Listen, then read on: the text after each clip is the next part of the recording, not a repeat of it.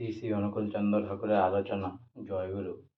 যেভাবে এ নিয়ে যখন খোঁজ চলছে তখন শ্রী শ্রী ঠাকুর আমাকে বলেছিলেন, তুই যাবে পারিস নে? আমি বলেছিলাম, আজ্ঞে হ্যাঁ। বারাণসীর থেকে প্রথম যজ্ঞটি করে স্নান জল নিয়ে ফিরে আসার কয়দিন পরেই আমাদের শিশুপুত্র দ্রৌপায়ন মারা যায়। আমাদের জীবনে এক গভীর শোকের ঝড় নেমে আসে।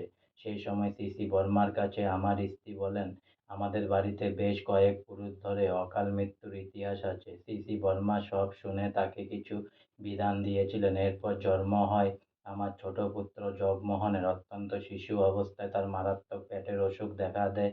খবর পেয়ে শ্রী শ্রী বর্মা আমার স্ত্রীকে ডেকে তার হাতে শ্রী শ্রী ঠাকুরের ব্যবহৃত একটা চাদর থেকে একটা ছোট মশারি এবং আরও কিছু বিছানাপত্র করে দিয়েছিলেন। তার নির্দেশে জগমোহনকে সেই বিছানায় শোয়াতে হতো, সেই মশারির মধ্যে।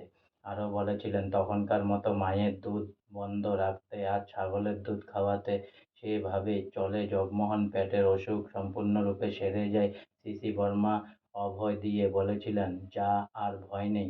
আর সেই অভয় জগকে রক্ষা করেছিল। আজকে আমার শ্রী শ্রী অনুকূলচন্দ্র ঠাকুরের আলোচনা এখানেই সমাপ্ত হলো। তাই অনেক অনেক সাবস্ক্রাইব করুন, অনেক অনেক লাইক করুন। জয় গুরু। অনেক অনেক ভালো থাকুন, অনেক অনেক সুস্থ থাকুন, অনেক অনেক আনন্দে থাকুন, অনেক অনেক হেল্প করুন সবাই সবাইকে, প্লিজ। জয় গুরু।